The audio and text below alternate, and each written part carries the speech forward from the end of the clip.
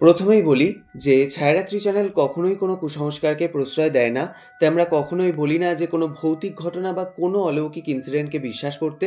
যারা বিশ্বাস করেন সেটা সম্পূর্ণই তাদের ব্যক্তিগত মতামত, এবং যারা বিশ্বাস করেন না তারা ঘটনাগুলিকে এন্টারটেনমেন্ট হিসেবেও নিতে পারেন। আজকে যিনি আমাদেরকে ঘটনাটি পাঠিয়েছেন, ওনার সাথে ঘটনাটি ঘটেছিল 2010 সালে। তো দাদাভাইয়ের নাম হচ্ছে দিবাকর। এখানে দাদাভাই কোথা থেকে ঘটনাটি পাঠিয়েছেন এবং কোথায় এক্স্যাক্টলি তার সাথে ঘটনাটি ঘটেছে সেটা আমাদেরকে বলতে বারণ করেছেন, যেহেতু এটা তার চাকরির জায়গার ব্যাপার, যে কারণে কিছু প্রবলেম হতে পারে।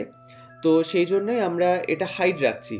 তো যাই হোক, সেই দাদাভাই দুটো পুরনো আলমারি যেখানে উনি চাকরি করতেন সেইখানেরই, মানে তার যে অফিস তার পাশে আরেকটি অফিস ছিল, তো সেখান থেকে ওই দুটো পুরনো আলমারি উনি কিনেছিলেন। এবং ওই দুটো পুরনো আলমারি কেনার পর তার এবং তার ফ্যামিলির সাথে যে মারাত্মক ঘটনা দিনের পর দিন ঘটতে শুরু করে, তা কিন্তু রীতিমতো গায়ে কাঁটা দেওয়ার মতো কিছু ইনসিডেন্ট।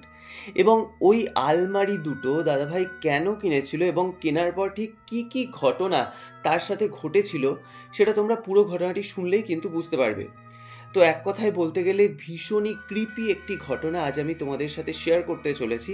তাই তোমাদের সকলকে বলবো যে তোমরা কেউ কোথাও যাবে না, একদম প্রথম থেকে শেষ পর্যন্ত আজকের এই পুরো এপিসোডটি তোমরা মন দিয়ে শোনো। আশা করছি তোমাদেরও কিন্তু আজকের এই ঘটনাটি শুনে ভীষণ ভয় লাগবে। এবং আরেকটি রিকোয়েস্ট তোমাদের সকলকে করব যে তোমরা তোমাদের আত্মীয় স্বজন বন্ধুবান্ধব প্রত্যেকের সাথে আজকের এই এপিসোডটি তোমরা শেয়ার করে নাও, তাহলে তারাও কিন্তু এরকম একটি ইউনিক ঘটনার সাক্ষী থাকতে পারবে। তো যাই হোক, বেশি কথা না বাড়িয়ে শুরু করছি আজকের এপিসোড নাম্বার 136। দাদাভাই যেভাবে আমাদের সাথে ঘটনাটি শেয়ার করে নিয়েছেন ঠিক সেভাবেই আমি তোমাদের সামনে আজকে এই পুরো ঘটনাটি তুলে ধরার চেষ্টা করছি। আমি যে অফিসটায় চাকরি করতাম সেখানে আমি 2009 সালে চাকরিতে জয়েন করি, এবং আমি যে কোম্পানিটিতে চাকরি করতাম সেটা একটি ছোটোখাটো কোম্পানি ছিল, মানে খুব একটা বড় কোম্পানি নয়। আর আমার সাথে এই ঘটনাটি ঘটে ওখানে জয়েন করার ঠিক 1 বছর পর, মানে 2010 সালে। তো যাই হোক, আমাদের অফিসের ঠিক একটা বিল্ডিংয়ের পরে একটি বিল্ডিং ছিল যেটার 3rd ফ্লোরে একটা অফিস ছিল। মানে ওটা যে অফিস সেটা বুঝতে পেরেছিলাম এইভাবেই যে ওই ফ্লোরের উপরে বড় বড় করে সেই কোম্পানির হোর্ডিংটা ঝোলানো ছিল। ব্যাস এইটুকুই।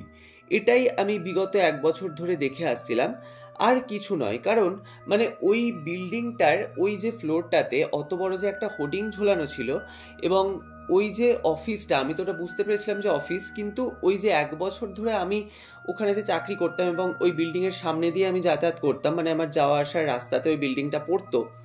তো আমি কিন্তু ওই অফিসটা 1 বছর ধরে ওরকম বন্ধই দেখেছি, মানে ওর জানলা দরজা সব কিছুই সবসময় বন্ধ থাকতো, এবং ওখানে কোনো স্টাফকে ঢুকতে বা বেরোতে আমি কিন্তু কোনো দিনই দেখিনি। মানে এই যে 1 বছর ধরে আমি চাকরি করছিলাম, আমি কিন্তু কোনো দিনই ওই অফিসটা খোলা দেখিনি। তো এটা একটা আমার মনের মধ্যে কিউরিসিটি ছিল একদম আগাগোড়াই। কিন্তু প্রথম প্রথম তো কাউকে এই বিষয়ে জিজ্ঞাসা করা যায় না, এবং যত দিন যেতে শুরু করে প্রায় কয়েক মাস পর আমাদেরই অফিসের একজন কালিগকে আমি ওই অফিসটার বিষয়ে জিজ্ঞাসা করি যে আচ্ছা, এই অফিসটা আমি দেখি যে সবসময়তে বন্ধ অবস্থায় পড়ে থাকে, তো এটা কি খোলে না, বা এখানে আমি কোনো স্টাফকেও আসতে দেখি না। তো তখন আমার সেই অফিস কালিগটা বলে, মানে ও আর কি আমি যবে থেকে জব করছি তার ঠিক কয়েক বছর আগে থেকে আর কি ওখানে জব করছে। তো ওর কথা অনুযায়ী হচ্ছে যে মানে ওই অফিসটা সেও কিন্তু ওরকম বন্ধ অবস্থাতেই দেখেছে, মানে এর বেশি কিন্তু ও জানে না কিছু।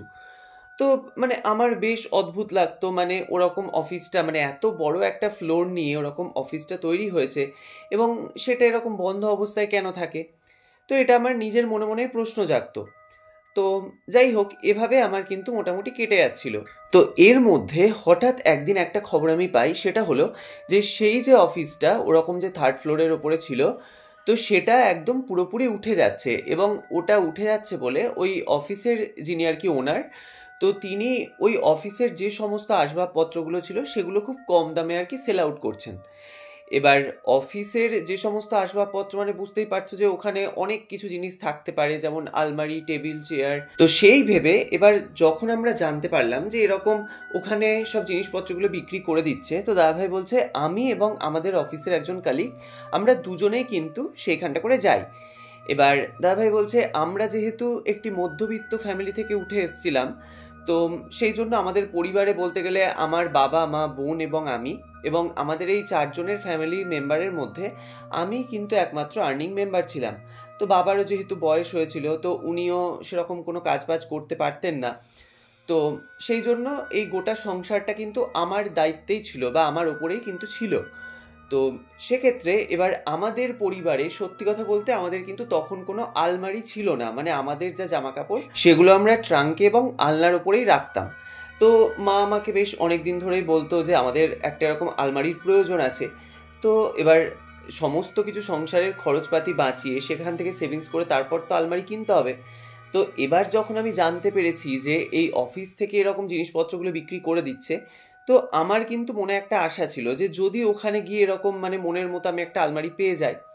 তো সেরকম যখন আমি এবং আমার সেই কালিগটা ওখানে গিয়ে পৌঁছেছি, তো ওখানে গিয়ে দেখছি প্রায় 7-8খানা আলমারি, মানে পুরনো আলমারি আর কি। তো সেগুলো কিন্তু ওরা বিক্রি করছে। তো তার মধ্যে থেকে আমি বেছে বেছে মানে দুটো আলমারি আর কি নিয়েছিলাম, এবং ওরা কিন্তু খুব কম দামে জিনিসগুলো বিক্রি করছিল।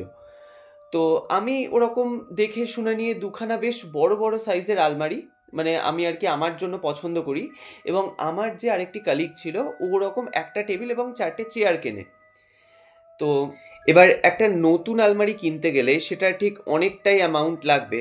তো তার উপরে আমি দুখানা ওরকম আলমারি পেয়ে যাচ্ছিলাম, তাও আবার নতুন আলমারির থেকে কিন্তু বেশ অনেকটা কম দাম, যেহেতু সেই অফিসটা পুরোপুরি উঠে যাচ্ছে। তো তারা তো সেই জিনিসগুলোকে মানে যত তাড়াতাড়ি সম্ভব বিক্রি করে দিতেই চাইবে। তো সেই জন্য খুব কম দামেই তারা সমস্ত জিনিসপত্রগুলো ছাড়ছিল। তো আমার কাছে তো তখন অত টাকা ছিল না, তো আমার কাছে যে টাকাটা ছিল সেটা দিয়ে কিন্তু আমি ওই যে দুটো আলমারি বাছাই করে রেখেছিলাম, সেই দুটো আলমারির দরুন আমি দামটা দিয়ে আসি, এবং আমি বলি যে আগামীকালকে আমি বাকি টাকাটা দিয়ে আমি জিনিসটা নিয়ে যাব।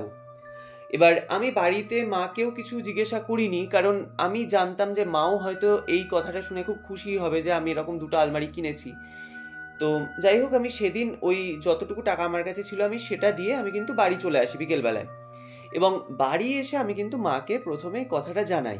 এবার মা যখন এই কথাটা শুনেছে যে আমি এরকম দুটো আলমারি কিনেছি, এবার পুরনো আলমারি হলেও মা কিন্তু বেশ খুশিই হয়েছিল। তো মা তখন বলে যে ঠিক আছে, তাহলে আলমারিটা কিনে আনার পর আমরা তাহলে ভালো করে রং টং করে নেব। তো আমিও কিন্তু মায়ের কথায় সায় দিই। তো যাই হোক, এবার সেদিন তো রাত্রিবেলায় খাওয়া দাওয়া করে আমরা সবাই যে যার মতো ঘুমিয়ে যাই, এবং তারপরের দিন যখন আমি অফিসে গিয়ে পৌঁছই, তো অফিসে যাওয়ার পর মানে টিফিন আওয়ারে গিয়ে আমি কিন্তু যে বাদবাকি টাকাটা আর কি মানে পেমেন্ট করতে বাকি ছিল আমার, সেই টাকাটা দিয়ে আমি কিন্তু আলমারি দুটো কিনে নিই, এবং তারপর আমি আমার বাড়ির অ্যাড্রেসটা দিয়ে দিই যে ওখানে যেন ঠিকঠাক করে পৌঁছে যায়। তো তার কিছুক্ষণ পরেই মা আমাকে ফোন করে আর কি জানায় যে আলমারি ঠিকঠাক মতো পৌঁছে গেছে। আচ্ছা, এবার আমাদের বাড়ির প্যাটার্নটা একটু তোমাদেরকে আমি বলি। সেটা হচ্ছে আমাদের বাড়িটা ছিল একতলা, এবং আমাদের দুটো রুম ছিল, এবং একটা কিচেন একটা বাথরুম যেরকম হয়। আর ঘর থেকে বেরিয়ে একটা আমাদের কমন বারান্দা ছিল। তো বারান্দাটার স্পেসটা কিন্তু বেশ অনেকটাই বড়। আর ওই বারান্দাটা একদম কিন্তু চারিদিকটা পুরো গ্রিল দিয়ে ঘেরা ছিল, মানে ওই গ্রিলের দরজাটা যদি আমরা লক করে দিই তাহলে কিন্তু আমাদের ঘরের দরজা বন্ধ না করলেও চলবে, মানে টোটালটাই একদম মানে পুরো একদম লক হয়ে যাবে। আর বারান্দার বাইরে ছিল আমাদের ওপেন একটা উঠোন। তো এইটা হচ্ছে আমাদের বাড়ির প্যাটার্ন। তো আমাদের যখন ওই আলমারিটা আসে, মানে বাড়ির মধ্যে যখন আলমারিটা পৌঁছয়, তো তখন আর কি আলমারিটাকে সেই বারান্দার মধ্যে রাখা হয়েছিল, এবং আমাদের যেদিকটা করে আর কি টয়লেটটা ছিল বারান্দার লাগোয়া, সেই টয়লেট পোর্শনের সাইড করে আর কি ওই দুটো আলমারিকে রাখা হয়েছিল। যেহেতু এবার বড় বড় সাইজের আলমারি, এবার বারান্দা দিয়ে যাতায়াত করতেও তো একটা জায়গার প্রয়োজন। এবার ওই সাইডটা করে রাখলে যাতায়াতটা একটু তুলনামূলকভাবে কমই হতো বলে কিন্তু মা ওই দিকটা করে আলমারি দুটোকে রাখতে বলে।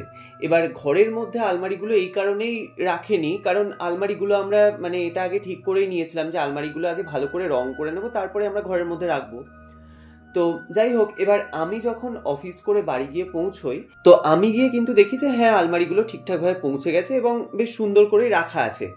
তো এবার আমি যাওয়ার পর তখন মা বলে যে ঠিক আছে, তাহলে একটা ভালো রঙের মিস্ত্রি দেখে আলমারিগুলো যত তাড়াতাড়ি সম্ভব তাহলে রংটা করিয়ে নিবি। তো আমিও তখন বললাম যে ঠিক আছে, তাহলে আমি একদিন মানে আমার যেদিন আর কি ছুটির দিন থাকবে রবিবার করে আমি ওরকম একটা রঙের মিস্ত্রি ডেকে এনে আলমারিগুলো রং করিয়ে নেব। তো যাই হোক, এই কথাই কিন্তু তখন ফাইনাল হয়। এবার দাদাভাই বলছে যে আমরা ওই দুটো যে আলমারি কিনেছিলাম, আমাদের তো তখন বেশ মনের মধ্যে সবারই একটা বেশ খুশি ছিল যে এরকম একটা আলমারি আমরা কিনতে পেরেছি, তাও আবার দুটো আলমারি। তো আমাদের দুটো ঘর ছিল, তো আমরা ভেবেছিলাম যে তাহলে দুটো ঘরে একটা একটা করে আলমারিগুলো রাখবো, মানে সবারই কিন্তু মনের মধ্যে বেশ একটা আনন্দই ছিল। কিন্তু দাদাভাই বলছে যে তখনও পর্যন্ত আমরা বুঝতে পারছিলাম না যে এরপর ঠিক আমাদের জন্য কি কি ঘটনা অপেক্ষা করছে। তো যাই হোক, সেদিন রাত্রিটা তো আমাদের মোটামুটি কেটে যায়, মানে সেদিন রাত্রে কিন্তু আমাদের সাথে কিছু ঘটে না। তো এবার পরের দিন রাত্রিবেলায় যখন আমরা যে যার মতো খাওয়া দাওয়া করে শুয়েছি, আচ্ছা তো এর মধ্যে একটা কথা বলি, সেটা হলো যে আলমারিগুলো যে দিকটা করে রাখা ছিল সেই দিকের লাগোয়া যে ঘরটি ছিল সেই ঘরে কিন্তু মানে বাবা মা এবং বোন থাকতো, আর তার পাশের ঘরটাতে আমি থাকতাম। তো এবার আমার মায়ের কিন্তু ঘুম আগাগোড়াই রাত্রিবেলায় পাতলা, মানে সেরকম কোনো গাঢ় বা ডিপ ঘুম নয়, মানে কোনো যদি খুটখাট শব্দ হতো মায়ের কিন্তু ঘুমটা একদম মানে ভেঙে যেত। তো সেরকম সেই দিন রাত্রিবেলাতে সবাই যে যার মতো ঘুমিয়ে আছে, তো তখন বেশ অনেকটাই রাত্রি হবে। তো এমন সময় মা কিন্তু শুয়ে থাকতে থাকতে হঠাৎ শুনতে পাচ্ছে, মানে মায়ের যেন মনে হচ্ছে যে বারান্দায় যে দুটো আলমারি ওরকম রাখা আছে সেই আলমারির একটা দরজা মানে ক্যাচ ক্যাচ শব্দ করে একবার কেউ যেন খুলছে আবার বন্ধ করছে, আবার খুলছে আবার বন্ধ করছে। মানে এই শব্দটা কিন্তু মায়ের কানে বেশ অনেকক্ষণ ধরে কিন্তু আসছিল। এবার মা তো তখন ঘুমিয়েছিল, এবার তখন কিন্তু শীতকাল, আর এবার শীতকাল মানে বুঝতে পারছো যে চারিদিক একদম পুরো নিস্তব্ধ থাকে আর ফ্যানও চলে না। তো দরজাটা মানে ঘরের দরজাটা ভেজানো অবস্থায় ছিল ঠিকই, মানে দরজা লক করা ছিল না। তো সেই সময়তে কিন্তু মা একদম পুরো পরিষ্কার শুনতে পাচ্ছে যে মনে হচ্ছে যেন আলমারির দরজাটাকে ধরে কেউ একজন ক্যাচ ক্যাচ শব্দ করে একবার খুলছে আবার লাগাচ্ছে। এবার এরকম একটা কন্টিনিউ শব্দ হওয়াতে মায়ের তখন ঘুমটা ভেঙে যায়। এবার মা ভেবেছে যে হয়তো তাহলে কোনো বিড়াল টিড়াল ঢুকেছে, যেহেতু এবার বারান্দার তো ওটা গ্রিলের দরজা ছিল, তো ওই গ্রিলের দরজার ফাঁক দিয়ে হয়তো কোনো বিড়াল টিড়াল ঢুকতে পারে। তো এই ভেবে মা কিন্তু তখন মানে বিছানা থেকে নেমে ওই ঘরের যে দরজাটা ভেজানো ছিল ওটা খুলে কিন্তু বারান্দায় বেরোয়, মানে মা আর কি দেখতে যায় যে আদৌ ওখানে বিড়ালটা কি করছে ওরকম আলমারির মধ্যে। এবার মা যখন বেরিয়েছে তো তখন বারান্দার লাইট টাইট অন করে দেখছে যে না, আলমারির দরজা যেরকম বন্ধ ছিল সেরকমই বন্ধ করাই আছে। এবার মা কিন্তু ওই শব্দটা একদম পরিষ্কার পেয়েছে এবং মায়ের ওই আওয়াজেই কিন্তু ঘুমটা ভাঙে। তো তখন মা ভাবছে আমি কি এটা তাহলে ভুল শুনলাম, যে এরকম একটা ক্যাচ ক্যাচ শব্দ শুনেই তো আমার ঘুমটা ভাঙলো, তাহলে হয়তো এটা আমার মানে মনের ভুলও হতে পারে, মানে এই ভেবে কিন্তু মা আবার মানে ঘরের মধ্যে এসে শুয়ে পড়ে। এবার মা তখন বেশ খানিকক্ষণ শুয়ে আছে, এবার মাঝরাত্রিতে ওরকম ঘুমটা ভেঙেছে বলে মায়ের কিন্তু চট করে আর তখন ঘুম আসছিল না। তো বেশ কিছুক্ষণ শুয়ে থাকার পর ওই মানে মা কিন্তু তখনও ঘুমোয়নি, মানে মা ওরকম বিছানাতে শুয়েই আছে। তো শুয়ে থাকার পর মা কিন্তু আবার ওরকম একটা শব্দ পাচ্ছে, মানে মা আবার যেন শুনতে পায় যে ওরকম ওই আলমারির দরজাটাকে কেউ যেন ক্রমাগত একবার খুলছে আবার বন্ধ করছে, আবার খুলছে আবার বন্ধ করছে। এবার মা তো তখন ঘুমায়নি, এবার মায়ের কানে এই আওয়াজটা যখন আসছে মা তখন পরিষ্কার বুঝতে পারে যে না, এটা তো আমার তাহলে কোনো মনের ভুল না, এটা আমি একদম নিজের কানে পরিষ্কার শুনছি। তো মা তখন কি করে, মা কিন্তু একদম তড়ি ঘড়ি মানে বিছানা থেকে উঠে ওই দরজা খুলেই কিন্তু সঙ্গে সঙ্গে বারান্দায় বেরিয়েছে। মানে মা তখন ভাবছিল যে আওয়াজটা কিসের হচ্ছে এটা তো আমাকে দেখতে হবে, মানে এই একটা মনের মধ্যে মায়ের কৌতূহল ছিল বলে মা কিন্তু অত কিছু না ভেবে সঙ্গে সঙ্গে বারান্দার মধ্যে বেরোয়। এবার যে মুহূর্তে বারান্দায় বেরিয়েছে মা কিন্তু দেখে যে আলমারির দরজা মানে আলমারির তো দুটো পাল্লা হয়, তো তার মধ্যে একটা পাল্লা কিন্তু খোলা এবং তখনও পর্যন্ত সেই পাল্লাটা হালকা নড়ছে, মানে বোঝাই যাচ্ছে যে মানে রিসেন্ট হয়তো কেউ ওই পাল্লাটাকে ধরে খুলেছিল, যে কারণে ওই আলমারির পাল্লাটা কিন্তু তখনও পর্যন্ত হালকা দুলছে। তো এবার মা ভেবেছে হয়তো তাহলে কোনো বিড়াল টিড়াল ওই আলমারির মধ্যে ঢুকে গেছে। তো মা কি করেছে, ওই বারান্দার লাইটটাকে জ্বালিয়ে হই হই করে মানে ওই আলমারির দিকটা করে গিয়েছে, ভেবেছে যদি কোনো বিড়াল ঢুকে থাকে ভেতরে তাহলে সেটা বেরিয়ে আসবে। এবার মা ওরকম করে চিৎকার করছে বারান্দাতে, তো দাদাভাই বলছে যে আমার কিন্তু তখন ঘুমটা ভেঙে যায় এবং ততক্ষণে আমি কিন্তু ওই ঘর থেকে বেরিয়ে বারান্দার মধ্যে বেরিয়ে এসেছি। তো তখন আমি এবার মাকে বলছি যে কি ব্যাপার, তুমি এত রাত্রিবেলায় বারান্দায় কি করছো আর এরকম করে তুমি চিৎকার করছিলে বা কেন? তো তখন আমাকে মা বলে যে দেখ না, আমি এরকম ঘরের মধ্যে যখন শুয়েছিলাম তো হঠাৎ আমি এরকম আলমারির শব্দ পাই, মানে তারপর যে যে ঘটনা আর কি মায়ের সাথে ঘটেছে, তো মা কিন্তু আমাকে পুরো বিষয়টা বলে। তো এবার আমি তখন বলি তাহলে হয়তো বিড়াল টিড়াল এসেছিল, তো যে কারণে হয়তো এরকম শব্দটা হয়েছে। এবার আলমারির দরজাটা যেহেতু লক করা ছিল না, মানে ভেজানো অবস্থায় ছিল, তো আমার এবং আমার মায়ের দুজনেরই মনের মধ্যে কিন্তু মানে এই কথাটাই আসে যে হয়তো বিড়াল এসেই এরকম আলমারির দরজাটা খুলে ভেতরে ঢুকেছিল বা কিছু। তো এই ভেবে তখন আমি মাকে বলি যে ঠিক আছে তুমি শুয়ে পড়ো। তো তো দরজাটাকে তুমি লক করে দাও, মানে আলমারির দরজাটাকে তুমি লক করে দাও। তো সেই মতো কিন্তু মা আলমারির দরজাটা লক করে দিয়ে মা নিজের মতো ঘরে শুতে চলে যায়, এবং দাদাভাই বলছে আমিও কিন্তু আমার মতো শুয়ে পড়ি। তো এইভাবে মানে যতদিন আর কি ওই আলমারিটা রং করা হয়নি, মানে 2-3 দিন পর যখন সানডে আসবে তারপর তো আমি রঙের মিস্ত্রি ডেকে তারপর আবার আলমারিটাকে রং করাবো।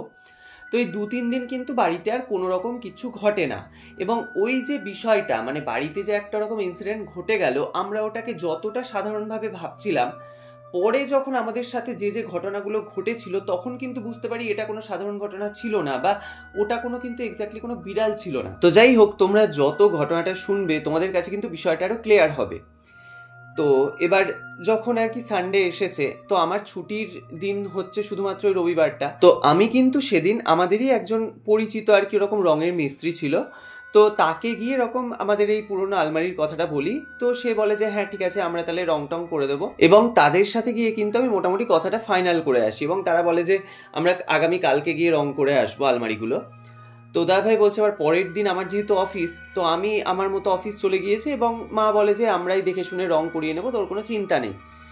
তো যাই হোক, এবার আমি অফিস চলে গিয়েছি। এবার তারপর যখন বিকেলবেলায় আমি বাড়ি ফিরে আসি, তো এসে দেখি যে আলমারিগুলো এরকম রং করা হয়ে গেছে। তো সেই যে ওরকম রং উঠে যাওয়া দুখানা বড় বড় আলমারি, সেগুলো রং করে এত সুন্দর লাগছে, মানে দেখে মনে হচ্ছে না একদম নতুন আলমারি। তো আমারও দেখে বেশ পছন্দই হয় যে খুব সুন্দরভাবে রং করা হয়েছে। তো যাই হোক, এবার সেদিন রাত্রিবেলায় খাওয়া দাওয়া করে কিন্তু যে যার মতো আমরা ঘরে চলে এসেছি। এবার মা বাবা বোন তারা তাদের মতো ঘুমিয়ে গেছে, কিন্তু দাদাভাই বলছে যে আমার পরের দিনের অফিসের কিছু ফাইলস রেডি করার ছিল, তো আমি কিন্তু ঘরের মধ্যে বসে সেই ফাইলসগুলো বানাচ্ছিলাম। আর আমি আগেই বলেছিলাম যে আমাদের ঘরের দরজাগুলো মানে ভেতর থেকে আমরা লক করতাম না, যেহেতু এবার শীতকাল বলে বাইরের বাতাসটা ভেতরে আসতে পারে বলে আমরা দরজাগুলোকে ভেজিয়ে শুতাম। তো সেরকমই আমার ঘরের দরজাটা ওরকম ভেজানো অবস্থায় আছে। এবার তখন কিন্তু বেশ অনেকটাই রাত্রি, ওই 12টা 12:30 এরকম হবে। তো হঠাৎ করে আমি আমার মতো নিজের মতো কিন্তু কাজ করে যাচ্ছি। তো হঠাৎ আমি যেন শুনতে পাচ্ছি, মানে আমি এটা বেশ অনেকক্ষণ ধরেই শুনছিলাম, কিন্তু অতটাও আমি মানে গ্রাহ্য করিনি জিনিসটা, কিন্তু বেশ খানিকক্ষণ ধরে আমি কিন্তু এটা শুনতে পাই যে মনে হচ্ছে যেন বারান্দার পোর্শনটাতে, মানে ঘরের বাইরে যে আমাদের বারান্দাটা আছে, তো সেখানটা করে কোনো মহিলা কণ্ঠস্বর, মনে হচ্ছে যেন চাপা গলায় কেউ যেন ওরকম কন্টিনিউ ওই দরজার বাইরে দাঁড়িয়ে কথা বলছে। আবার এমনও মনে হচ্ছে যে সেই মহিলা কণ্ঠস্বরটি চাপা গলায় হাসছে। এবার এরকম আমি প্রথমে 2-1বার পেয়েছিলাম, তো মানে আওয়াজটা আর কি আমি পেয়েছিলাম, কিন্তু আমি ওই বিষয়টা তো অতটা গ্রাহ্য করিনি, কারণ আমি আমার নিজের কাজেই তখন ব্যস্ত ছিলাম। কিন্তু বেশ খানিকক্ষণ ধরে ওরকম শব্দ যখন আমার কানে আসতে থাকে, তো দাদাভাই বলছে আমার না তখন বিষয়টা বেশ খটকা লাগে। তখন আমি ভাবি যে বারান্দায় মনে হচ্ছে যেন কোনো একটা মহিলা এরকম কথা বলছে, বা কেউ যেন ওরকম চাপা গলায় হাসছে। তো আমার কিন্তু প্রথমে আমার বোনের কথাটাই মাথাতে আসে, মানে আমি ভাবি যে বোন কি তাহলে কারোর সাথে এরকম ফোনে কথা বলছে। এবার এতদিন মানে আমার বোন যে আমার চোখের সামনে এতদিন ধরে বড় হয়েছে, আমি কিন্তু বোনের এরকম কোনোদিন কোনো বিহেভিয়ার দেখিনি। তো এবার আমার তখন বেশ খটকায় লাগে, আমি ভাবি তাহলে কি বোনই এত রাত্রিবেলায় কথা বলছে। তো এই ভেবে আমি কিন্তু মানে দাদাভাই বলছে আমি কিন্তু মানে ওই ফাইলসটা ওরকমই আমার বিছানার ওপরেই রাখা ছিল, এবং আমি কিন্তু সঙ্গে সঙ্গে ঘর থেকে বেরোই। এবার যখন আমি ঘরের দরজাটা খুলেছি, এবার বারান্দার তো লাইট অফ আছে, বারান্দা অন্ধকার, কিন্তু আমার ঘরের মধ্যে পর্যাপ্ত পরিমাণে আলো জ্বলছিল। তো সেই আলোটা দরজা খোলার সঙ্গে সঙ্গেই তো সেই আলোটা বারান্দায় গিয়ে পড়বে। দাদাভাই বলছে যে মুহূর্তে আমি দরজাটা খুলেছি, আমি ওই আলো আঁধারির মধ্যে দেখতে পাই মনে হয় যেন কোনো একটা শ্যাডো ওই দরজার কাছেই ঠিক দাঁড়িয়েছিল। আমি যে মুহূর্তে দরজাটা খুলেছি একদম পুরো সেকেন্ডের মধ্যে স্যাট করে ওখান থেকে বেরিয়ে যায়, এবং যে মুহূর্তে ওই শ্যাডোটা ওখান থেকে পাস করেছে, ওই যে আলমারিগুলো মানে যারা আর কি রং করে গিয়েছিল তারা বলেছিল যে আপনারা আলমারিগুলো ওরকম খুলে রাখবেন, যাতে মানে ভেতরের যে কালারগুলো তাহলে রোদ হাওয়া বাতাস খেলে মানে ওই রঙগুলো আর কি খুব ভালো করে শুকোবে। তো সেই জন্য কিন্তু আলমারির দরজাগুলো ওরকম খোলা ছিল। তো দাদাভাই বলছে যে মুহূর্তে ওই শ্যাডোটা ওরকম পাস করেছে, উইদিন সেকেন্ডের মধ্যে একটা আলমারির দরজা একদম পুরো ধড়াম করে শব্দ করে বন্ধ হয়ে যায়। এবার দাদাভাই বলছে আমি তো একদম পরিষ্কার দেখতে পাই যে মনে হলো যেন একটা ছায়ার মতো কিছু একটা আমার ওই ঘরের সামনে থেকে ওরকম পাস করে গেল। আর আলমারিটা যেখানটা করে রাখা আছে ওই দিকটা তো বেশ অন্ধকার, মানে আমি ওখানটা তো কিছু দেখতে পাচ্ছি না। তো দাদাভাই বলছে আমার কিন্তু তখন কেন যায় না হঠাৎ করে গাটা একদম পুরো ভারী হয়ে যায়। তো আমি ওখানে দাঁড়িয়েই তখন মানে আমি যে লাইটটা অন করব বারান্দার সেই সাহসটুকু পর্যন্ত আমার তখন আর নেই। আমি ওখানে দাঁড়িয়ে কিন্তু তখন আমি মা মা করে চিৎকার করছি। এবার মাও কিন্তু ওই ঘরের মধ্যে শুয়ে থাকা অবস্থায় ওরকম আলমারিটার মানে অত জোরে যে দরজাটা বন্ধ হয়েছে সেই শব্দটা কিন্তু মা পেয়েছিল। এবার তার মধ্যে আমি এরকম চিৎকার করে ডাকাতে মা কিন্তু একদম তড়িঘড়ি ঘর থেকে বেরিয়ে আসে। এবং মা যে শুধু বেরিয়ে এসছে তা নয়, মায়ের সঙ্গে বাবা বোন তারাও কিন্তু আমি দেখি একদম আমি পরিষ্কার দেখতে পাই যে ঘর থেকে কিন্তু তারা তিনজন ওরকম বেরিয়ে আসছে। তখন দাদাভাই বলছে তাহলে তো আমার কাছে একদম পুরো ক্লিয়ার হয়ে যায় জিনিসটা যে তাহলে ওটা কোনোভাবেই বোন ছিল না। তো এবার মা বাবা বোন সবাই যখন বেরিয়ে এসছে, এবার আমার ওরকম একটা চিৎকার, তার উপরে আলমারির ওরকম অত জোরে একটা শব্দ। তো তখন মা বলছে কি হয়েছে রে, এত জোরে একটা শব্দ আর তুই এরকম করে চিৎকার করে উঠলি। এবার দাদাভাই বলছে আমি কিন্তু বিষয়টা কিছুটা হলেও তখন যেন মানে আন্দাজ করতে পেরেছিলাম যে সামথিং ইজ রং, মানে এমন কিছু ঘটনা ঘটছে যেটা হয়তো স্বাভাবিক কিছু নয়। তো আমি কিন্তু বিষয়টা ওখানেই চেপে যাই, যেহেতু আমি ভাবি যে হয়তো এবার মা বোন বাবা তারা বাড়িতে থাকে, তারা হয়তো এইসব বিষয় নিয়ে যদি কোনো প্যানিক করে বা কিছু। তো আমি তখন মানে কথাটাকে ঘুরিয়ে দিয়ে আমি বলি যে আলমারির দরজাটাকে কে বন্ধ করলো, মানে আমি কিন্তু কথাটা পুরোপুরিভাবে ঘুরিয়ে দিই। তো তখন মা বলে আমরা তো কেউ দরজা বন্ধ করিনি আলমারির, আর আমি এরকম ঘরে শুয়ে থাকা অবস্থায় কিন্তু এরকম আলমারির দরজা বন্ধর আমি শব্দ কিন্তু পেয়েছি। তো দাদাভাই বলছে আমি তখন মাকে বলি মানে ব্যাপারটাকে আর কি ম্যানেজ করার জন্য যে তাহলে আবার হয়তো আজকে এরকম বিড়াল টিড়াল ঢুকেছিল যে কারণে হয়তো এরকম শব্দ হয়েছে। তো দাদাভাই বলছে আমি কিন্তু গিয়ে আবার ওই আলমারির দরজাটাকে খুলে দিই এবং আমি মাকে বলি যে ঠিক আছে তোমরা যে যার মতো শুয়ে পড়ো, অত কিছু চিন্তা করে আর দরকার নেই। এবার মারা তো তখন শুতে চলে যায় ঘরের মধ্যে ঠিকই, কিন্তু দাদাভাই বলছে আমার মনের মধ্যে কিন্তু তখন খটকাটা আরও বেড়ে যায়। কারণ মানে প্রথম যেদিন মায়ের সাথে এরকম একটা ঘটনা ঘটেছিল আমিও সেটাকে বিড়াল বলে ভেবেছিলাম যে হয়তো বিড়াল টিড়াল ঢুকেছে যে কারণে হয়তো এরকম আওয়াজ হয়েছে। কিন্তু এতদিন যাবৎ আমরা এই বাড়িতে আছি, কোনোদিন একটা বিড়াল বলে কিন্তু আমাদের বাড়ির মধ্যে আমরা কোনোদিন দেখিনি। তো আজকে এরকম হঠাৎ আলমারি আসার পর থেকে এরকম শব্দ হচ্ছে, কিন্তু কোনো বিড়াল তো আমরা চোখেও দেখতে পাচ্ছি না। তো এই বিষয়টাই কিন্তু দাদাভাই বলছে আমার বেশ একটু কেমন যেন মানে গাটা ভার ভার লাগে। এবং সব থেকে বড় কথা যেটা যে আমি যখন ওরকম ঘরের দরজাটা খুলেছিলাম ওরকম একটা আমি একদম পরিষ্কার দেখতে পাই, মনে হয় যেন একটা বড় সাইজের কোনো একটা শ্যাডো টাইপের কিছু আমার ঘরের সামনে থেকে পাস করলো। এবার মাদের যেহেতু বয়স হয়েছে তো মাদেরকে আমি এই বিষয়টা আর অতটা তখন বলিনি। তো যাই হোক সেদিন রাত্রিবেলায় কিন্তু আমার আর কোনো মতেই ঘুম আসছিল না, মানে আমি ঘরের মধ্যে শুয়ে থাকা অবস্থাতেই শুধু এই বিষয়টাই ভাবছিলাম, মানে আমি তখন শুধু এটাই ভাবছিলাম যে এগুলো কি সবই আমার মনের ভুল নাকি এমন কিছু গন্ডগোল বাড়িতে ঘটছে। তো যাই হোক এবার এপাশ ওপাশ করতে করতে মানে অনেক রাত্রিবেলাতেই আমার একটু আর কি চোখটা লেগে যায় এবং পরের দিন সকালবেলায় আমি কিন্তু আমার মতো অফিস চলে যাই। তো এরপর বেশ অনেক কয়েকটা দিন কেটে গিয়েছে এবং তারপর যখন আলমারির ওই রঙটা পুরোপুরিভাবে শুকিয়ে যায় তারপর দুটো রুমের মধ্যে কিন্তু দুটো আলমারি আমরা মানে রেখে দিই এবং তারপর আমাদের যা যাবতীয় জামা কাপড় সমস্ত কিছু আলমারির মধ্যে গোছানোই ছিল। তো ওই যে দুটো ইনসিডেন্ট আমাদের বাড়িতে পরপর ঘটলো তারপর কিন্তু বেশ অনেক কয়েকটা দিন কেটে যায়, প্রায় 1 মাসের কাছাকাছি। এবার ওই বিষয়গুলো আমাদের তখন মাথা থেকে বেরিয়েও গেছে, মানে আমি তো তখন এবার কাজের এত প্রেশার, এত কিছু ভাবারও আমার সময় নেই। তো সব মিলিয়ে কিন্তু জিনিসগুলো আমরা প্রায় ভুলেই গেছিলাম। তো এরপর মানে বেশ কয়েকদিন পর আমাদের বাড়িতে একদিন রাত্রিবেলায় একটি মারাত্মক ঘটনা ঘটে যায় এবং সেই ঘটনা ঘটার পর আমাদের ফ্যামিলির প্রত্যেকটা সদস্য আমরা একদম পুরোপুরিভাবে শিওর হয়ে যায় যে এটা কিন্তু এই আলমারিকে কেন্দ্র করে আমাদের বাড়িতে এত কিছু ঘটনা ঘটছে। তো যাই হোক সেদিন রাত্রিবেলাতেও আমরা যে যার মতো শুয়েছিলাম। এবার বাবা মা আর বোন যে ঘরটায় আর কি শুতো, বোন কিন্তু একটা খাটের কর্নার করে শুতো। তো হঠাৎ করে বেশ অনেকটাই রাত্রি তখন, তো বোন কিন্তু ওরকম রাত্রিবেলাতে হঠাৎ ফিল করতে শুরু করে যে ওর গলাটা যেন কেউ খুব জোরে চেপে ধরেছে। এবার ঘুমের মধ্যে মানুষ যদি খুব একটা ডিপ ঘুমের মধ্যে থাকে তার গলায় যদি খুব জোরে প্রেশার পড়ে তাহলে তো তার ঘুমটা ইজিলি ভেঙে যাবে। তো এরকম যখন বেশ কিছুক্ষণ ধরে ও ফিল করতে শুরু করে ওর কিন্তু তখন মানে ঘুমটা ভেঙে যায় এবং যে মুহূর্তে ওর ঘুমটা ভেঙেছে ও যে চিৎকার করে কাউকে ডাকবে সেইটা পর্যন্ত পারছে না, মানে ওর মনে হচ্ছে যেন শ্বাসটা পুরো একদম বন্ধ হয়ে আসছে।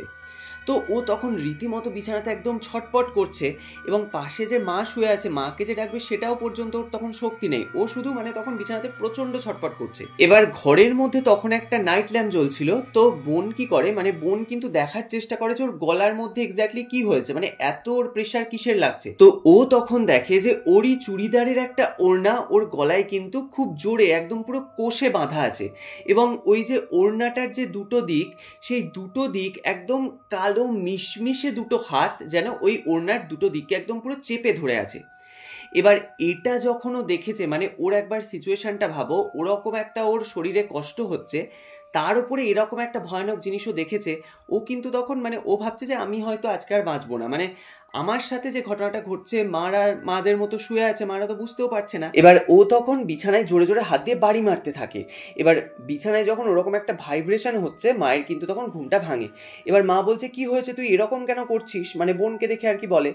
তো বোন তো তখন আর কোনোভাবে কথা বলতে পারছে না। এবার ওই নাইট ল্যাম্পের আলোতে মা তখন দেখেছে যে ওর গলার মধ্যে কিন্তু ওই যে একটা চুড়িদারের ওড়না কিন্তু ওরমভাবে পেঁচানো।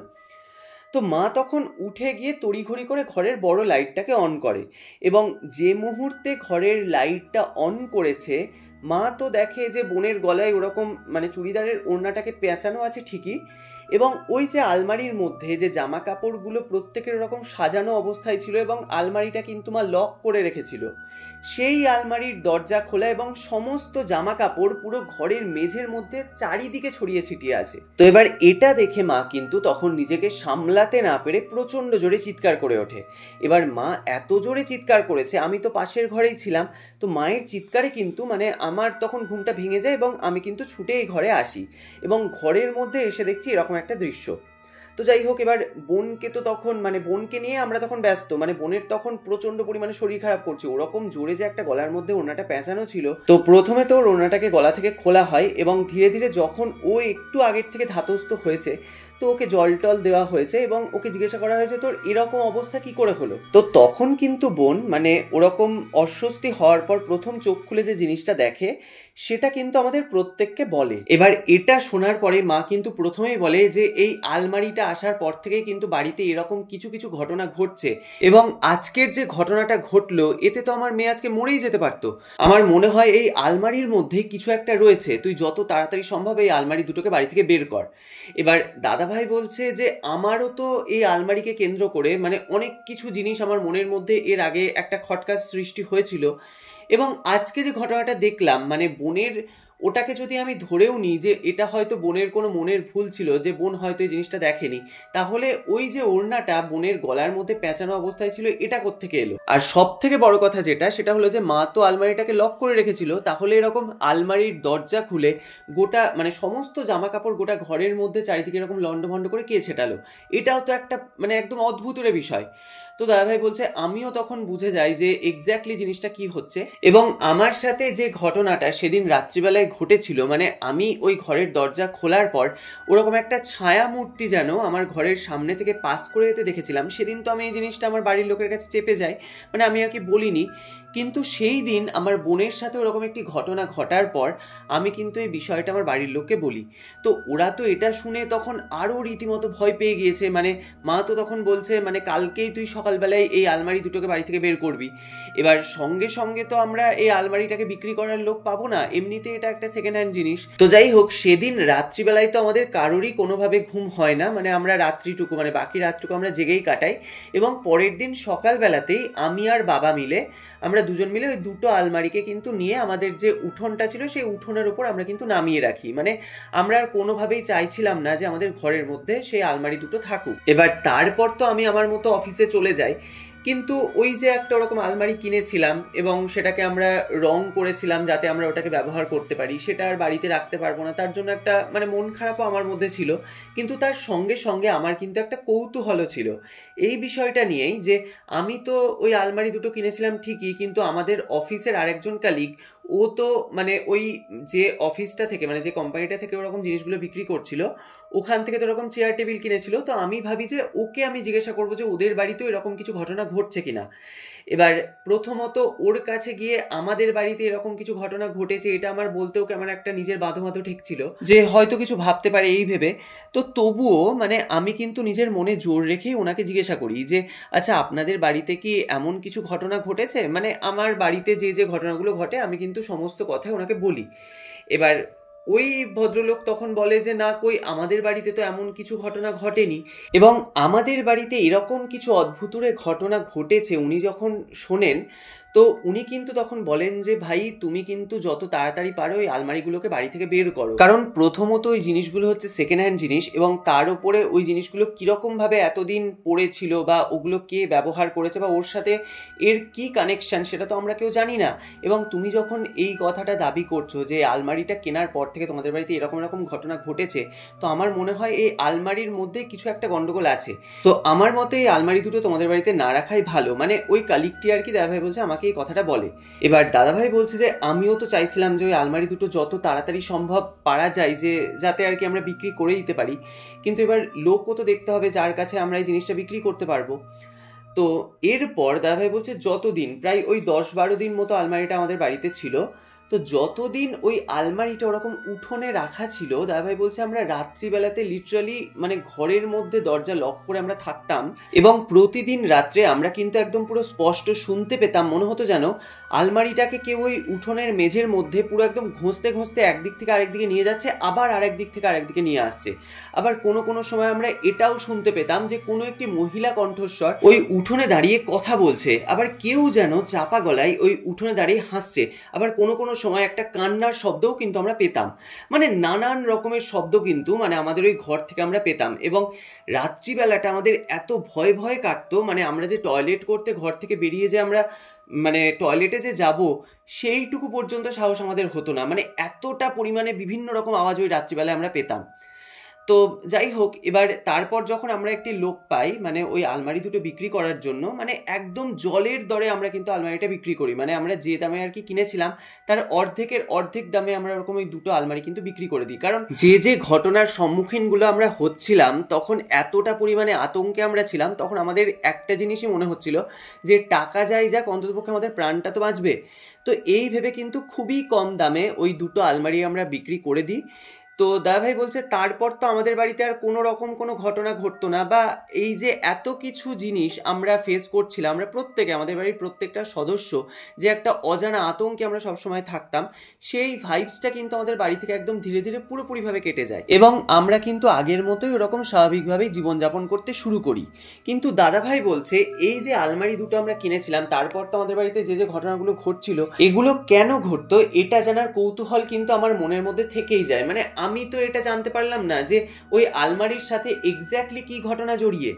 তো দাদাভাই বলছে এবার আমি যখন অফিসে যেতাম, এবার আমার তখন 1 বছর মাত্র চাকরি করা ওই অফিসে হয়েছে, তো তার মধ্যে এবার যারা আর কি আমার সিনিয়র কালিগ ছিল তারা ছাড়া তো এই বিষয়টা জানবে না, তো তাদেরকেও তো এই জিনিস সম্পর্কে জিজ্ঞাসা করতে একটু আমার কিরকম লাগতো। তো তবুও এরকম একদিন আমার একজন সিনিয়র কালিগ ছিল, তো তার সাথে আমি টুকটাক এরকম কথাবার্তা বলতাম, তো তাকে একদিন আমি জিজ্ঞাসা করি যে আচ্ছা এই যে অফিসটা আমাদের অফিসের পাশে যে কোম্পানিটা ছিল সেটা তো এরকম উঠে গেল এবং তারপর তো তারা এরকম সব জিনিসপত্র বিক্রি করে দিল, তো এটা কবে নাগাদ এরকম বন্ধ হয়েছিল বা এটা বন্ধ হওয়ার কারণ কি? তো তখন সেই কালিগটার কাছ থেকে আমি জানতে পেরেছিলাম যে আজ থেকে প্রায় 6-7 বছর আগে সেই অফিসটা কিন্তু আমাদের অফিসের মতো একটি সাধারণ অফিস ছিল, কিন্তু একবার ওরকম দুর্গাপুজোর ছুটির পর যখন ওই অফিসটা খোলে তো সেই অফিস থেকে ওই অফিসেরই একজন মহিলা স্টাফের একটি মৃতদেহ কিন্তু পাওয়া যায়, এবং যখন ওই মৃতদেহটি পাওয়া গিয়েছিল তখন কিন্তু ওই দেহটার একদম পুরো পছন্দ হয়ে গেছিলো। এবার এই জিনিসটা একটা রহস্য থেকে গিয়েছিল যে এই স্টাফটি এরকম যখন একটা অফিস ছুটির অবস্থায় বন্ধ থাকে তো সেখান থেকে একজন মহিলা স্টাফকে পাওয়া গিয়েছে এরকম মৃত অবস্থাতে। তো এরপর তো পুলিশ আসে, তারপর পোস্টমর্টম হয়, যা যাবতীয় পরীক্ষা নিরীক্ষা সমস্ত কিছুই হয়েছিল, এবং তারপর জানা গিয়েছিল যে মেয়েটা কিন্তু ওখানে সুইসাইড করে। তো এইটুকুই কিন্তু আমরা জানতে পারি। তো তারপরে বেশ কিছুদিন ওই অফিসটা ওরকম বন্ধ ছিল, তো তারপর কিন্তু আবার আস্তে আস্তে সব কিছুই স্বাভাবিক হয় এবং ওই অফিসটা আবার চালু হয়। কিন্তু একটা জিনিস আমরা দেখতাম যে মানে ওখানে কিন্তু কোনো স্টাফই আর কাজ করতে চাইতো না, মানে যারা আর কি কাজ করতো সবাই কিন্তু এক এক করে ছেড়ে চলে যাচ্ছিলো ওই কোম্পানিটা। এবং যারা এরকম নতুন স্টাফ ওখানে নিযুক্ত হতো তারা কিন্তু কেউই ওই 1 মাসের বেশি ওখানে কাজ করতো না, মানে এই জিনিসটা কিন্তু আমরা দেখতাম। এবার ধীরে ধীরে যখন সমস্ত স্টাফই ওই অফিস ছেড়ে আর কি চলে যায়, তো ন্যাচারালি এবার কোম্পানি তো বন্ধ হয়ে যাবেই, তো সেরকমই কিন্তু ওই অফিসটা ওরকম বন্ধ হয়ে যায়। এবং তারপর থেকে ওরকমই বন্ধ অবস্থাতেই এতদিন যাবত, মানে দাদাভাই বলছে যে প্রায় 7-8 বছর ধরে ওরকম অফিসটা ওরকমই বন্ধ হয়ে পড়েই ছিল। তো তারপর ওটা যেহেতু পার্মানেন্টলি উঠে যায় বলে তারা আর কি তাদের যা যাবতীয় আসবাবপত্র ছিল সেগুলো কিন্তু টোটালটাই সেল আউট করে দিয়েছিল। তো তার মধ্যে থেকে দাদাভাই বলছে আমি ওই 2টো আলমারি কিনেছিলাম। তো তখন কিন্তু ওই যে কোম্পানিটা বন্ধ হওয়ার এক্স্যাক্ট যে কারণটা সেটা কিন্তু আমি জানতে পারি। কিন্তু দাদাভাই বলছে এর জন্য যে আমাদের এই যে আলমারি 2টো আমি কিনেছিলাম তার সঙ্গে ওই ঘটনাটি কতটা রিলেটেড বা এইটা কেন ঘটেছিল এটা তো আমি জানতে পারিনি। এটা আমার কাছে এখনো পর্যন্ত রহস্য যে এক্স্যাক্টলি তাহলে কি সেই মহিলাটির সাথে এই আলমারিটার কি কোনো রকম কোনো কানেকশন ছিল, সেটা তো এবার কারোর পক্ষে জানা সম্ভব নয়। তো যাই হোক, তারপর আরও 2 বছর আমাদের ওই কোম্পানিটাতে আমি জব করি এবং 2012 সালে আমি একটি নতুন জবের অফার পাই এবং সেখানে কিন্তু আমি চলে যাই। এবং আমি কিন্তু এটা মন থেকে চাইছিলামও যে আমার ওই পুরনো অফিসটা আমি ছেড়ে দেবো, কারণ আমার যেতে আসতে ওই অফিসটার সামনে দিয়ে কিন্তু আমাকে যেতে হতো, মানে ওই রাস্তা দিয়ে কিন্তু আমাকে ক্রস করতে হতো। তো যখনই আমি ওই অফিসটার সামনে দিয়ে যেতাম আমার কিন্তু ওই জিনিসগুলো মনে পড়তো, মানে যে যে ঘটনাগুলো আমাদের বাড়িতে ঘটেছে, এবং তখন আমার কেন জানি না একটা মনের মধ্যে অস্বস্তি কাজ করতো। তো যে কারণে আমিও চাইছিলাম এবং সেই কারণে আমি চেষ্টাও করছিলাম যাতে অন্য একটি অফিসে আমি জব পেয়ে যাই। তো ফাইনালি আমি 2012 সালে অন্য একটি অফিসে আমি জয়েন করি এবং তারপর থেকে এখনো পর্যন্ত ওখানেই আমি চাকরিটা করছি। তো তারপর থেকে আমাদের পরিবারে কোনো রকমের কোনো প্রবলেম হয়নি বা এমন কিছু প্যারানর্মাল ঘটনা আমাদের বাড়িতে আর তারপর কোনো দিন কিছু ঘটেনি। কিন্তু দাদাভাই বলছে আমার মনে এই কৌতূহলটা থেকেই যায়, মানে ওই যে আলমারিটা আমরা কিনেছিলাম তার সঙ্গে সেই যে মহিলাটি ওরকম মারা গিয়েছিল তার কি সম্পর্ক ছিল, যে কারণে আমরা এত কিছু ঘটনা দিনের পর দিন ফেস করেছিলাম ওই আলমারি 2টো কেনার পর। তো এই জিনিসটা কিন্তু আমার কাছে এখনও একটা রহস্যজনক ব্যাপার হয়ে আছে। তো যাই হোক, এই হচ্ছে আমাদের জীবনে ঘটে যাওয়া একটি বাস্তব ঘটনা, যেটা আর কি আমার ফ্যামিলিও বলতে পারো যে আমার একটি ছোট্ট ভুলের কারণে আমার গোটা পরিবার এই জিনিসটা সাফার করেছিল। তো তারপর থেকে তো আমরা এটা ভেবেই নিয়েছিলাম যে আর কোনোদিন কোনো মানে দরকার হলে আমরা সেই জিনিসটা কিনবো না, তাও ভালো, কিন্তু কোনো সেকেন্ড হ্যান্ড জিনিস আমরা আর কোনোদিন কিনবো না, এটা কিন্তু আমরা নিজেরা ডিসাইড করে নিয়েছিলাম। তো এখন আমরা সবাই ভালো আছি এবং একদম সুস্থ স্বাভাবিক জীবনযাপন করছি। তো এই ছিল আমাদের পরিবারে ঘটে যাওয়া একটি একদম বাস্তব ঘটনা, যেটা আমি তোমার সাথে শেয়ার করলাম। তো তোমার যদি ভালো লাগে তাহলে তোমার চ্যানেলে তুমি ঘটনাটি পড়ে শুনিও। তো দাদাভাই অসংখ্য ধন্যবাদ এত সুন্দর এবং এত ক্রিপি একটি ঘটনা আমাদের সাথে শেয়ার করার জন্য। এবং এরকম সেকেন্ড হ্যান্ড জিনিস কিনে সেই পরিবার ঠিক কতটা বিপদের মুখে পড়েছিল এরকম অনেক ঘটনাই আমার কাছে এসেছে, যেগুলো আমি আমার সমস্ত শ্রোতা বন্ধুদেরকে শুনিয়েওছি। তো আমি কখনোই বলবো না যে কোনো সেকেন্ড হ্যান্ড জিনিস বা কোনো সেকেন্ড হ্যান্ড বাড়ি বা ফ্ল্যাট আমরা কিনবো না, এটা আমি কিন্তু কখনোই বলবো না। মানে আমরা অবশ্যই কিনবো, কিন্তু জিনিসগুলো একটু আমাদের যাচাই করে নেওয়া কিন্তু অবশ্যই উচিত। এবং এই যে যারা আর কি খুব কম দামে আমরা একটা সেকেন্ড হ্যান্ড জিনিস পাচ্ছি বলে কোনো কিছু যাচাই না করে বা কোনো কিছু জিজ্ঞাসাবাদ না করে আমরা যখন জিনিসগুলো কিনে ফেলি, তো তারপর যখন যে যে ঘটনাগুলো ঘটতে থাকে আমাদের সাথে, তো আমরা যখন এত কমে কোনো জিনিসটা পাচ্ছি সেটা একটু আমাদের জেনে নেওয়া উচিত যে তারা কেন এত কমে আমাদেরকে জিনিসটা বিক্রি করছে। এটা কিন্তু সম্পূর্ণই আমার নিজের ব্যক্তিগত মতামত এবং এরকম ঘটনা যেহেতু আমরা এর আগে প্রচুর শুনেছি, তো সেই জন্য আমার এটা মনে হয় যে কোনো কিছু কেনার আগে আমাদের একটু দেখে নেওয়া বা একটু যাচাই করে নেওয়া কিন্তু অবশ্যই উচিত। তো যাই হোক, পার্সোনালি বলতে গেলে আমার তো আজকের এই ঘটনাটি অসাধারণ লেগেছে। তো বন্ধুরা, তোমাদের আজকের এই এপিসোডটি শুনে কেমন লাগলো সেটা অবশ্যই আমাদেরকে কমেন্টের মাধ্যমে লিখে জানিও। এবং ঘটনাটি শুনে যদি তোমাদের ভালো লাগে তাহলে অবশ্যই একটা লাইকের সঙ্গে সঙ্গে একটা হাইপ করে কিন্তু আমাদের সাথে থাকতে তোমরা একদমই ভুলো না। আর তোমরাও যদি তোমাদের জীবনে ঘটে যাওয়া এরকম কোনো সত্যি ভৌতিক ঘটনা বা যে কোনো অলৌকিক ইনসিডেন্ট আমাদের সাথে শেয়ার করতে চাও, তাহলে স্ক্রিনে দেওয়া হোয়াটসঅ্যাপ নাম্বারে তোমরা ঘটনাগুলি আমাদেরকে লিখে অথবা ভয়েস মেসেজের মাধ্যমে পাঠাতে পারো। এছাড়াও কিন্তু তোমরা আমাদেরকে মেইলের মাধ্যমেও ঘটনা শেয়ার করতে পারো। তাছাড়াও তোমরা আমাদের ফেসবুক ফেসবুক পেজ ছায়ারাত্রি এবং ইনস্টাগ্রাম আইডি ছায়ারাত্রি অফিসিয়ালও ইনবক্স করতে পারো তোমাদের ঘটনাটি। আমরা সেই ঘটনাটি কিন্তু তুলে ধরবো সমস্ত শ্রোতা এবং দর্শক বন্ধুদের সামনে। আর তোমাদের পক্ষে যদি পসিবল হয় তাহলে যে ঘটনাটি তোমরা আমাদেরকে পাঠাচ্ছ সেই ঘটনা সম্পর্কিত যে কোনো ছবি বা যে কোনো ছোট্ট ভিডিও ক্লিপ তোমরা চাইলে আমাদের সাথে শেয়ার করতে পারো। আমরা সেই ছবি বা ভিডিওটি দেখাবো সমস্ত দর্শকদেরকে। তো যাই হোক, আজকের এপিসোডের প্রশ্নটি হলো, দাদাভাইরা যে অফিসে জব করতেন তার পাশে যে কোম্পানিটা ওরকম বন্ধ অবস্থায় ছিল সেটা ওই বিল্ডিংয়ের কত নাম্বার ফ্লোরে ছিল? তোমরা সঠিক উত্তরটি আমাদেরকে কমেন্টের মাধ্যমে লিখে জানাও। আমরা নেক্সট এপিসোডের শেষে তোমাদের কমেন্টের স্ক্রিনশটটি পাবলিশ করব। তো গত এপিসোডে যারা সঠিক উত্তর দিয়েছেন তারা হলেন ধনঞ্জয় দাস, পশ্চিম বর্ধমান মদনপুর থেকে মৌসুমী মুখার্জি, বহুলার অন্ডাল থেকে অজিত বাউরি, ডানকুনি থেকে জবা চক্রবর্তী, উত্তর 24 পরগনা থেকে সোমা বোস, দমদম থেকে মিনু সাহা, আগরতলা থেকে করণ রয়, নদিয়ার আসাননগর থেকে বাসন্তী মণ্ডল, মুম্বাই থেকে রুকসানা এবং ইন্দ্রজিৎ মণ্ডল। তো এছাড়াও যারা আমাদেরকে কমেন্ট করেছেন তাদের মধ্যে থেকে কয়েকটি প্রিয় কমেন্ট আমরা এখানে বলছি। তো তারা হলেন শ্রাবণী চক্রবর্তী, কাটোয়া থেকে দিশা বালা, বাংলাদেশের বগুড়া থেকে পপি হক, কৌশিকী ঘোষ, হাওড়া থেকে গীতা গোস্বামী এবং বাংলাদেশের ঢাকা থেকে আদিবা মিম।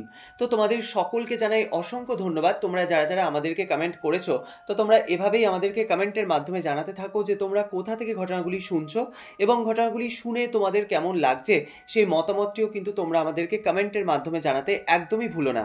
তো যাই হোক, আজকের মতো বিদায় নিচ্ছি। দেখা হচ্ছে আবার পরবর্তী নতুন ভয়ঙ্কর ঘটনা নিয়ে আগামী শনিবার। ততক্ষণ তোমরা সকলে ভালো থেকো, সুস্থ থেকো। শুভরাত্রি।